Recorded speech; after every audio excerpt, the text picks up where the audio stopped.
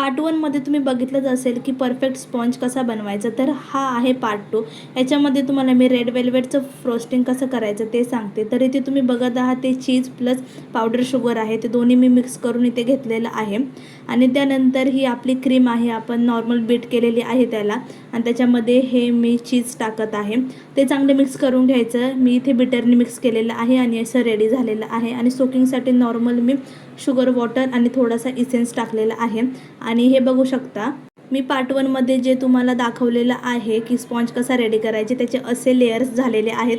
बघू शकता किती मस्त लेयर्ससुद्धा पडलेले आहे आणि कलरसुद्धा खूप मस्त झालेला आहे. सो तुम्हालासुद्धा स्पॉन्ज रेडी करायचा असेल तर तुम्ही माझा पार्ट 1चा व्हिडिओ बघू शकता.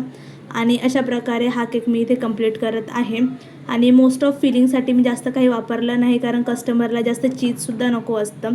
समजा काही काहींना जास्त चीज हवं असतं तर फिलिंगमध्ये ते लोक चीज यूज करू शकतात. आणि डिझाईन खूप सिम्पल होती, जास्त काही डेकोरेटिव्ह नव्हतं. फक्त मला तुम्हाला स्पॉन्ज कसा रेडी करायचा आणि त्याचं फ्रोस्टिंग कसं करायचं हे सांगायचं होतं. त्यासाठी हा व्हिडिओ मी बनवलेला आहे 2 पार्टमध्ये. आणि अजून एक गोष्ट सांगायची होती. खूप जणांचे कमेंट्स येतात आणि मेसेज येतात का आम्हाला ऑर्डर करायचा असतो केक, बट कसा करायचा. आणि मला मेसेजसुद्धा येतात व्हॉट्सअपला. तर मी तुम्हाला सांगते की ऑर्डर करायचं असेल तर मला ॲटलिस्ट 1-2 दिवस आधी सांगा, कारण मला आता थोडा टाईम भेटत नाही आहे. त्याच्यामुळे मी 1-2 दिवस आधी सांगितलं तर ऑर्डर कन्फर्म करू शकते. आणि व्हॉट्सअपला मेसेज करा किंवा मला इन्स्टाला मेसेज केला तरी चालेल.